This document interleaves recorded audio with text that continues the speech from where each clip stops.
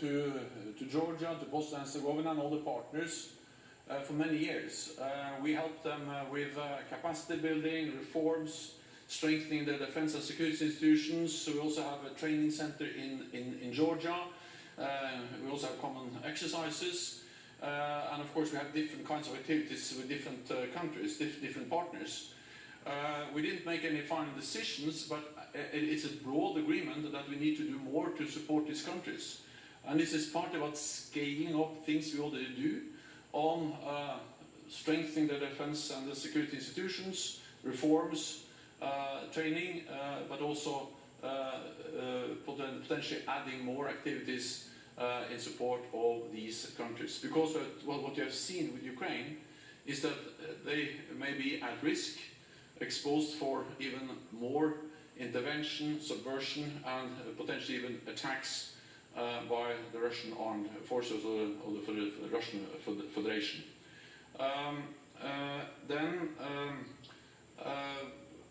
NATO allies provide support to Ukraine. I think we have to remember that allies have provided support to Ukraine for many years, and now they are stepping up different types of Ukraine of support, and this is crucial in this critical time for Ukraine. On a no-fly zone, it was mentioned at the same time. Allies agree that we should not have NATO planes operating over Ukrainian airspace or NATO troops on Ukrainian territory.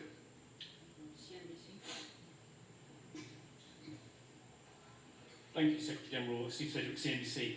Is there any evidence that the support that NATO and its allies have been pouring into Ukraine so far is going to change the tide of battle? Although the Russian advance has slowed in some places, it is still advancing. Is there anything that NATO is doing that actually could possibly turn the tide in the battle in Ukraine?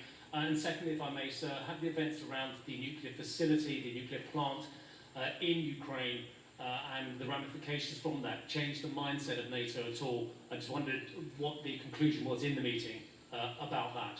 Thank you. The reckless actions around the nuclear power plant last night just highlights the danger of this war.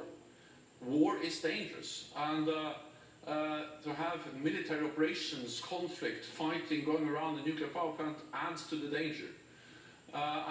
This just makes it even more important that President Putin end his war and withdraw all Russian troops from Ukraine and engage in diplomatic efforts in good faith.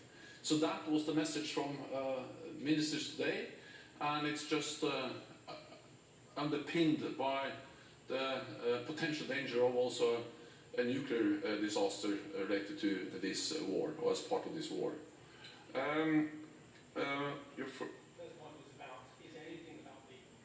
You have been listening to the Secretary General of NATO